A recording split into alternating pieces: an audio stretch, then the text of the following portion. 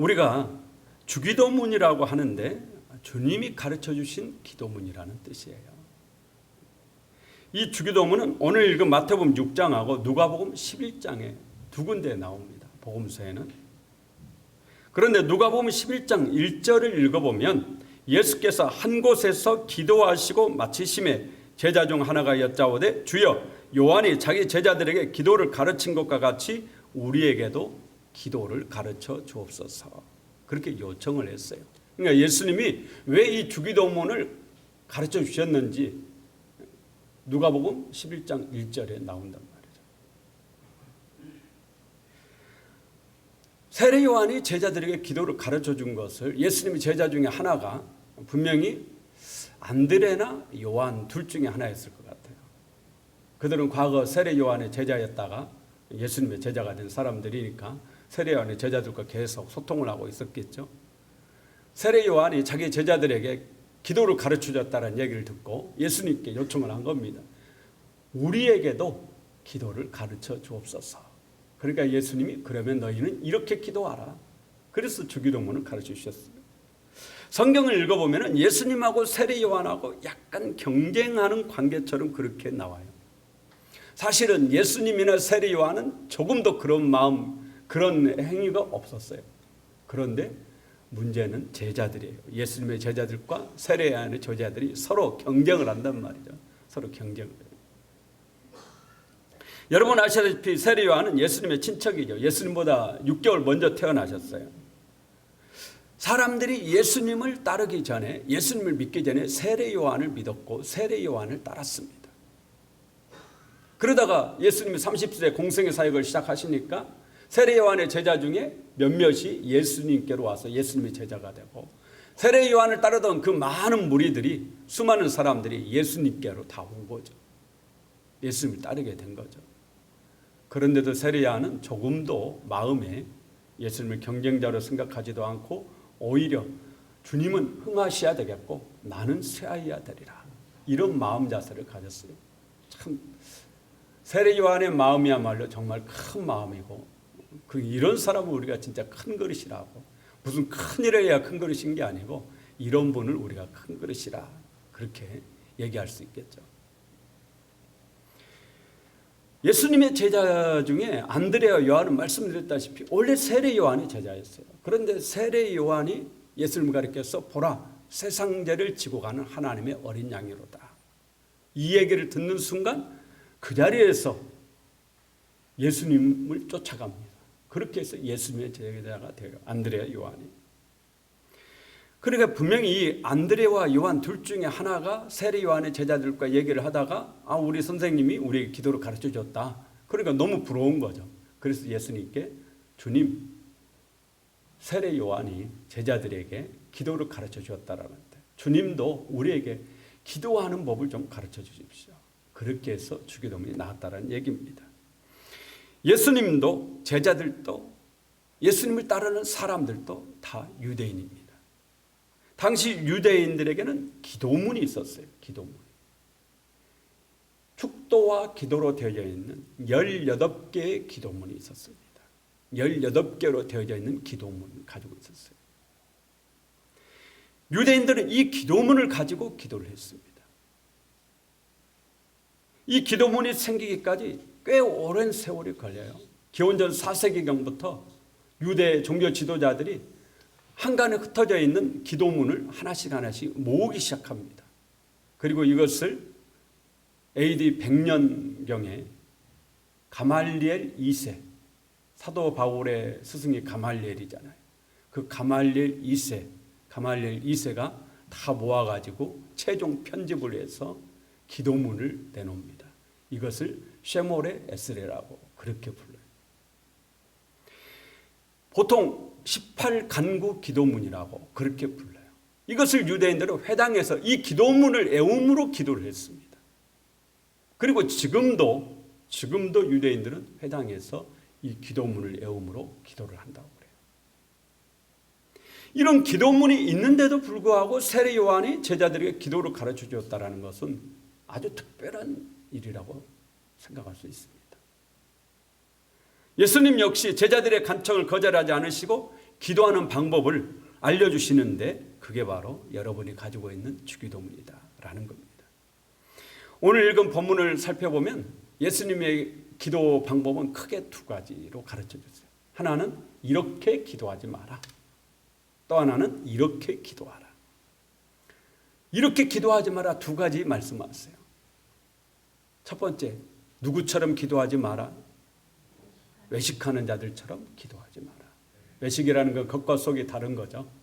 겉으로는 기도하는데 속은 기도가 아니에요. 이런 게 이제 외식하는 자들의 기도죠. 그런 자들처럼 기도하지 마라. 5절을 보시면 외식하는 자들처럼 기도하지 말라. 그렇게 말씀하세요. 기도는 하나님과 나와의 은밀한 대화입니다. 사실은 누구에게 보이려고 하는 게 아니에요. 찬양은 하나님께도 드리지만 사실 다른 사람도 함께 할 수 있는 게 찬양이에요. 그러나 기도는 하나님과 나와의 은밀한 교제고 은밀한 대화거든요. 그러니 누군가에게 보이려고 기도하지 말라라는 거예요. 과시하려는 그런 의도로 기도하지 말라. 그런 기도 안 된다라는 거죠. 그런 기도는 하나님이 받지 않으십니다. 그래서 기도는 어디에서 하라고 그래요? 골방에서 해라. 우리 성경은 골방으로 번역을 했지만 원문의 정확한 번역은 창고입니다. 유대인들은 외적의 침입을 정말 너무너무 많이 받았어요. 그러면 이 외적이 언제 쳐들어오느냐? 가을 추수 딱 끝나서 곡식 쌓아놓으면 쳐들어와가지고 다 뺏어가거든요. 그러니까 유대인들은 비밀 창고를 만들었습니다. 그래서 그 비밀 창고에다가 식량 먹을 것을 숨겨놓고 드나들 때도 아무도 모르게 그곳에 가서 가져다가 먹고는 했단 말이죠. 골방은 바로 그곳을 말합니다. 아무도 모르는 곳, 나도 조용히 아무도 모르게 왔다 갔다 하는 곳, 바로 그곳에서 기도하라. 그만큼 은밀한 기도를 하라. 그런 말씀이에요. 아무도 신경 쓰지 않는 곳, 그곳이 바로 골방이에요. 하나님과 나만 있는 곳, 하나님과 여러분만 있는 곳. 자꾸 누가 나를 지켜보고 있고 내가 누군가가 신경을 쓰이고 그런 곳 말고 아무도 없는 곳, 그곳이 바로 골방이에요. 집에서 기도할 때도 아무도 없을 때 나만 혼자 있는 그 자리, 그것이 골방이다. 그런 골방에서 기도하라. 그렇게 말씀합니다. 두 번째, 어떤 기도하지 마라고 그래요? 중언부언하는 기도 하지 마라. 중언부언. 다른 번역 성경을 보면 빈말을 되풀이하지 마라. 빈말을 되풀이하지 마라. 빈말이에요. 빈말. 빈말을 되풀이하지 마라. 쓸데없는 말을 되풀이하지 마라. 쓸데없는. 그렇게 번역을 했어요. 당시 이방인들은 자기들이 섬기는 신에게 기도할 때 기도를 길게 해야 정성이 있다고 생각했어요. 그래서 이렇게 정성을 들여서 기도해야 우리 신이 그 기도를 듣고 응답을 해준다. 이렇게 생각해서 이 말 저 말 그냥 계속 막 늘어뜨리는 거예요. 기도를 이 말 저 말 막 늘어뜨려. 그렇게 기도하지 말라. 주님 그렇게 기도하지 말라. 그러면서 하시는 말씀이 구하기 전에 너에게 있어야 할 것을 하나님 너희 아버지께서는 다 아시느니라. 그렇게 말씀합니다. 성경을 읽어보면 예수님의 기도는 항상 짧습니다. 예수님의 기도 긴 기도가 없어요. 그렇잖아요. 예수님의 기도는 항상 짧아요. 그러면 우리도 짧게 한 번만 기도하면 될까요? 우리도 그러면 짧게 한 가지 제목록 한 번만 기도하면 되지 않을까? 이렇게 생각하시는 분 있을 수 있습니다. 그렇지 않습니다. 하나님은 이미 여러분이 무엇을 구할지 다 알고 계신다. 전능하신 하나님이니까요. 전능하신 하나님이니까 내가 무엇을 하나님께 구할지 이미 하나님 다 알고 계신다라는 거예요. 아니 다 알고 계시는데 왜 그러면 기도하러 가실까요? 왜 구하러 가실까요? 다 아는데 하나님 다 알고 계신다는데 그거 안 맞잖아요. 다 알고 계시는데 뭐 하려고 또 기도하러 가는 말이에요. 이게 뭔가 안 맞잖아요. 그러면 우리에게 기도하라고 하시는 하나님의 뜻이 다른 데 있다라는 거예요. 다른 데 있어요. 그게 뭐냐? 영적 회복입니다. 여러분이 기도할 때 여러분의 마음을 하나님을 향하라는 그런 뜻이죠. 사실 우리가 그렇잖아요. 기도할 때 우리의 마음이 하나님을 향하지 않습니까? 우리의 마음 문이 하나님께로 열리죠. 기도할 때 온전히 하나님만 바라보게 되죠. 하나님이 원하시는 건 사실 그겁니다. 영적인 회복. 이미 여러분이 무엇을 구할지, 여러분이 뭐가 필요한지 하나님 다 알고 계세요. 신앙생활을 하시면서 경험하신 분들은 이미 다 느끼셨겠지만 하나님은 우리가 기도하지 않아도 응답하신 것이, 주시는 것이 수도 없이 많습니다. 우리가 꼭 기도해가지고 응답받아가지고 다 사는 게 아니에요. 우리가 구하지 않았는데도 하나님 내 필요를 다 채워주세요. 그런데도 불구하고 왜 기도하라고 말씀하시느냐? 나의 영이 회복되기를 바라시는 거다. 여러분이 하나님만을 바라보기를 원하시는 겁니다. 무엇을 통해서요? 기도를 통해서. 여러분이 왜 예배를 드립니까? 예배를 통해서 여러분이 하나님만을 바라보기를 하나님이 원하시는 거죠. 그래야 우리가 사니까요. 그래서 하나님은 이 영적 회복에 항상 초점이 맞춰져 있습니다. 예수님은 하나님의 아들이시고 또 하나님이셨어요. 그런데 항상 기도하셨습니다. 하나님이 하나님께 기도하는 거예요. 이거 어찌 보면 그렇잖아요. 하나님이 하나님께 기도하는 거예요. 어찌 보면 우습죠. 하지만 주님은 저와 여러분을 위해서 그렇게 하신 겁니다. 보고 배우라는 거죠. 예수님의 기도는 완전한 기도예요. 사실 우리의 기도는 완전하지 않을 때가 의외로 많습니다. 기도는 하고 있어도 마음은 다른 데 가 있는 이럴 때가, 저도 어쩔 때 보면은 한참 기도하다가 보면은 멍 때려요. 입으로는 막 뭐라고 기도하는데 나중에 생각해보면 제가 생각은 다른 데가 가 있었던 거예요. 그러면 얼른 정신 차려. 너 뭐하냐 속으로. 그러면서 얼른 정신을 차리거든요. 사실 우리의 기도는 완전하지 않을 때가 많아요. 그러나 예수님의 기도는 완전합니다. 예수님의 기도에는 흠이 없어요. 왜 우리는 기도가 응답되지 않느냐? 완전하지 않기 때문에 응답이 안 되는 경우가 많습니다. 그러나 주님의 기도는 완전하거든요. 완전하신 기도예요. 그런데도 불구하고 예수님은 겟세마네 동산에서 한 가지 기도 제목을 가지고 몇 번을 간구하세요? 3번을 동일한 제목을 가지고 하나님께 울면서 부르짖습니다. 왜 그러시느냐? 우리에게 보고 배우라라는 거예요. 부족해서가 아니에요. 한번 기도하면은 기도가 부족하기 때문에 준 2번 하고 3번 해야, 그래야 하나님이 들으시기, 그래서가 아닙니다. 저와 여러분에게 배우라는 겁니다. 그래서 우리는 동일한 기도 제목을 가지고 3번이 아니라 응답받을 때까지 우리가 주님께 끈질기게 붙잡고 기도해야 되는 줄로 믿습니다. 9절에 예수님은 그러므로 너희는 이렇게 기도하라, 이렇게 시작을 하시죠. 그러므로 너희는 이렇게 기도하라. 그리고 기도의 첫 마디가 뭐예요? 처음을 어떻게 시작을 해요? 하늘에 계신 우리 아버지여. 제가 찬양을 하나 작사를 하고 싶어서 계속 시도를 하는데 이게 정말 너무 어려운 거예요. 너무 어려워요. 제가 지금 한 4곡 정도를 시도를 해봤는데 지금 기록을 해놓은 게 4곡이에요. 근데 보면 너무 창피하고 우스꽝스러워서 제가 내놓지를 못한단 말이죠. 근데 뭐가 가장 어렵냐? 처음 시작을 어떻게 할 것이냐. 이게 너무 어려워요. 처음 시작을 어떻게 시작할. 여러분 편지 쓸 때 가장 어려운 게 뭐예요? 처음 시작을 어떻게 출발할 거냐. 이게 어려워. 이게. 기도도 마찬가지예요. 처음 여러분이 대표 기도할 때 처음 어떻게 할 거냐. 처음만 시작하면 그 다음부터는 그래도 좀 나오죠. 주님은 처음 어떻게 시작하죠? 하나님을 부르는 호칭으로. 하늘에 계신 우리 아버지. 그렇게 시작합니다. 헬라어로 보면 파테르 헤몬, 그렇게 시작합니다. 파테르 헤몬. 여기서 파테르가 아버지고 헤몬이 우리예요. 거꾸로. 이게 셈족이거든요. 셈족은 언어가 항상 거꾸로 해요. 거꾸로. 이게 말이 어렵단 말이죠. 그래서 영어하고 우리하고 좀 다르잖아요. 이 셈족 언어가 해석이 항상 거꾸로. 파테르 헤몬. 그래서 하나님, 아버지, 하나님 이렇게 돼 있어요. 그 우리는 하나님 아버지 이렇게 부르는데 아버지, 하나님 이렇게 파테르 헤몬. 여기서 이 파테르, 헬라어로는 파테르라고 써져 있지만 사실 예수님의 언어는 아람어입니다.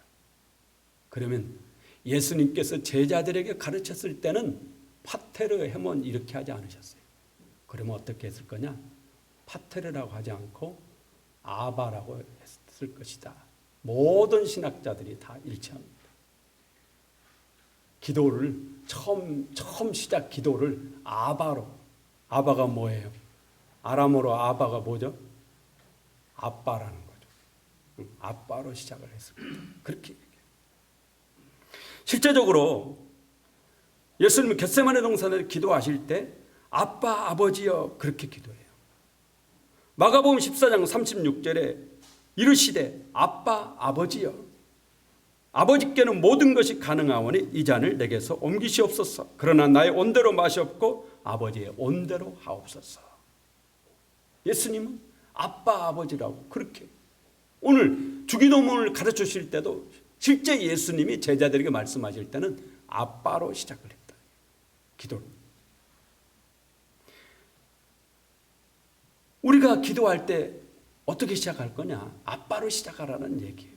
이 말은 여러분의 어린 자녀가 여러분에게 뭔가를 요구할 때 가장 먼저 어떻게 시작하겠어요? 아빠, 나 저 장난감 갖고 싶어요. 장난감 사주세요. 아빠, 용돈이 필요한데 용돈 좀 주세요. 이렇게 시작하잖아요. 그렇게 하라는 얘기입니다. 그렇게. 그런 자세로, 그런 마음으로 하나님께 기도하라는 거죠.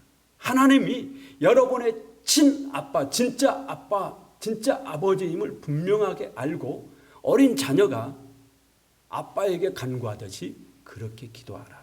그런 의미를 가지고 있습니다. 초대교회가 세워져 있던 그 터가 있죠. 그러잖아요. 초대교회 터가. 그 터를 발굴을 해서 보니까 이 공간이 두 개로 나눠져 있다라는 거예요. 두 개로. 그래서 왜 그럴까 하고 고고학자들이 계속 연구를 해보니까 초대교회는 앉는 자리가 구별해서 앉았어요. 어떻게 구별했느냐? 예수 믿고 세례받은 성도들의 자리와 교회는 나오지만 아직 예수님을 영접하지 않았기 때문에 세례를 받지 않고 있는 예비 신자들의 자리를 구별해서 앉았습니다. 그래서 예수님을 아직 믿지 않고 세례를 받지 않은 이 성도들, 이 예비 신자들도 함께 찬송도 부르고 기도도 하고 설교도 듣습니다. 그런데 목사의 설교가 끝나면 그 예비 신자들을 배웅해서 집으로 보낸답니다. 그리고 세례받은 성도들만 또 계속 뭔가를 해요. 뭔가를. 오늘 우리도 약간 이런 비슷한 아직 예수를 믿지 않는 예비 신자들이 참여할 수 없는 게 있어요. 그게 뭐겠어요? 우리도 뭐 할 때 세례 안 받은 분 하지 말라고 그러죠? 뭐죠? 성찬식. 그러니까 예비 신자들, 아직 세례를 안 받은 예비 신자들은 잘 가시라고 다음 주 또 뵙자고 배웅해서 보내고 세례받은 성도들만 성찬식을 합니다. 그런데 성찬식 앞에 반드시 뭘 하느냐? 주기도문으로 기도를 한다.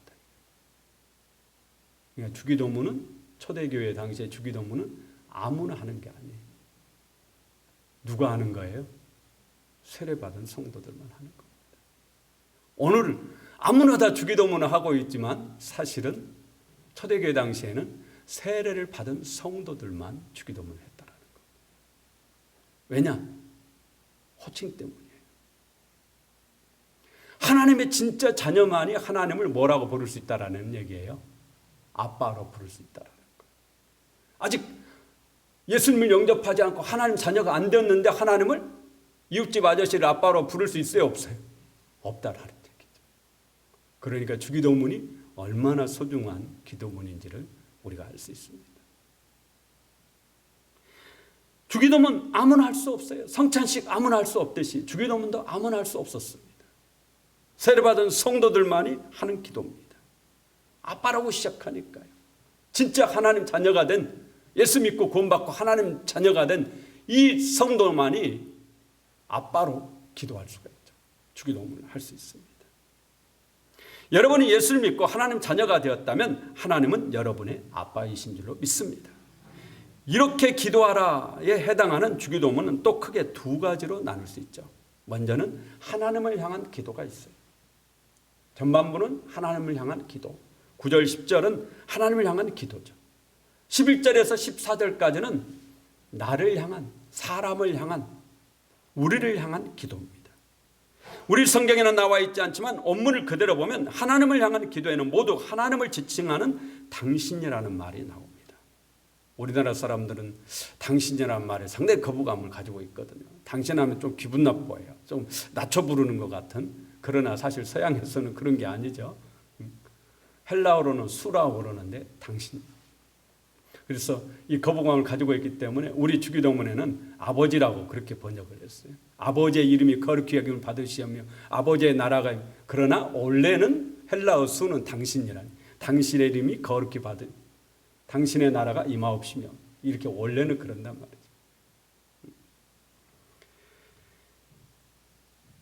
예수님은 하나님을 향한 기도를 먼저 하라고 가르쳐 주세요. 하나님을 향한 기도를 먼저 하라고 말씀하신 것은 마태복음 6장 33절, 그런즉 너희는 먼저 그의 나라와 그의 의를 구하라, 그리하면 이 모든 것을 너희에게 더하시리라, 이 말씀과도 일치를 합니다. 너희는 먼저 그의 나라와 그의 의, 하나님의 나라와 하나님의 의를 구하라. 우리가 먼저 기도할 게 뭐냐? 하나님의 나라와 하나님의 의다라는 거죠. 우리는 그냥 예배당에 와서 기도한다고 앉자마자 그냥 다짜고짜 하나님 뭘 내놓으십시오, 주시옵소서, 주시옵소서, 주시옵소서 이러는데, 주님이 가르친 기도는 그게 아니에요. 먼저 하나님의 이름이 거룩히 여김을 받으시고 하나님의 영광을 위해서 기도, 하나님을 높이는 기도를, 하나님께 찬양을 먼저 드리라는 거죠. 그리고 나서야 비로소 나의 필요를, 우리 교회의 어려움, 나라의 어려움, 이런 어려운 문제들을 가지고 하나님께 기도하라는 얘기입니다. 저는 성격이 직선적이어서 누군가에게 무슨 말할 때 항상 단도직입적입니다. 부탁할 때도 말 꺼내자마자 본론부터 얘기를 하는 습성을 가지고 있거든요. 그런데 제 아내가 전화통화를 하는 거 보면은 저하고는 완전히 좀 다르더라고요. 제 아내는 뭘 꼬집꼬집 막 물어요. 식사는 하셨느냐? 건강은 하시느냐? 뭐는 어떻게 하고 계시느냐? 한참 묻다가 한참 진행된 후에야 본론이 나와요. 부탁하는 거. 화단 좀 청소하려는데 시간 혹시 되시냐고. 그럼 저는 전화하자마자 권사님 시간 되세요? 화단 청소 좀 해야 되겠는데, 바로 이렇게 본론으로 바로 가거든요. 그런데 저희 아내는 그렇지 않고, 권사님 뭐 요즘 어떻게 보내시세요? 식사는 잘하고 계세요? 건강은 좀 어떠세요? 자녀는 요즘 그러고 나서 끝에쯤 가가지고 본론 얘기를, 제가 좀 배우고 싶어요, 사실은. 그런데 이게 뭐 타고난 천성인지 어쩐지 이게 잘 안 고쳐져서 지금도 아마 저한테 전화 받으신 분 다짜고짜 내일 기도자가 없는데 좀 기도해 줄 수 있냐고 이런 얘기 아마 많이 들으셨을 거예요. 저희 아내가 옳다고 생각하기 때문에 나름대로 고치려고 저도 지금 계속 노력을 하고 있는 중입니다. 하나님께 기도할 때 단도직입적으로 하지 말라라는 거예요. 먼저 하나님의 이름을 높이고 하나님의 영광을 찬양하고 하나님의 나라와 하나님의 의를 먼저 구하고, 그러고 나서 여러분의 필요와 간구를 하나님께 구하는 겁니다. 예수님은 그렇게 기도하라고 주기도문에서 가르쳐 주시고 계시죠. 여러분이 기도하고자 할 때 가장 기도의 장소로 좋은 곳은 골방입니다. 나와 하나님과만 관계를 갖는 곳, 은밀한 곳. 기도의 자세로 가장 좋은 자세는 겟세마네 동산의 예수님처럼 무릎을 꿇고 엎드려 하는 기도의 자세가 가장 좋습니다. 관절이 안 좋아서 무릎을 못 꿇는 분은 좀 편하시게라도 엎드려서 하는 기도가 가장 좋습니다. 그래도 안 되시는 분은 이제 좀 자유롭게 하셔도 되겠지만 가장 좋은 자세라는 거예요. 꼭 그렇게 기도하라는 게 아니고 가장 좋은 자세예요. 아까 유대인들을 회당에서 18 간구 기도문으로 기도한다고 그랬죠. 그런데 이 유대인들은 18 간구 기도문으로 본인들이 기도하기 전에 자신들의 마음이 하나님께로 향할 때까지 거의 1시간을 서서 기다린다. 1시간을 서서 하나님을 향해서 기다리는 거예요. 1시간을. 그러고 나서 마음이 하나님께로 내가 온전히 드려졌다 싶으면 그때 18개의 그 간구가 들어있는 기도문을 애움으로 기도를 한다. 서서 합니다. 그러나 우리는 예수님처럼 엎드려서 기도하는데 우리의 마음이 온전히 하나님 앞에 드려져야 되겠죠. 예수님은 울며 통곡으로 하나님께 간구하셨습니다. 히브리서 5장 7절에 예수는 육체에 계실 때 자기를 죽음에서 능히 구원하실 이에게 심한 통곡과 눈물로 간구와 서원을 올렸고 그의 경건하심으로 말미암아 들으심을 얻었느니라. 우리도 기도할 때 울며 통곡하며 땀방울이 뭐가 될 때까지요? 핏방울이 될 때까지 부르짖어 기도할 때 하나님이 우리의 기도에 곧바로 응답하실 줄로 믿습니다. 여러분, 가을입니다. 저도 그렇고 여러분도 그렇고 기도해서 응답받읍시다. 기도하면 기적이 일어나죠. 나에게는 기적이지만 하나님께는 상식이고 일상이죠. 기도하면 하나님의 응답이 있죠. 하나님의 응답은 우리에게 늘 기적입니다. 기도함으로 기적을 맛보는 복된 삶이 되시기를 예수 이름으로 축원합니다.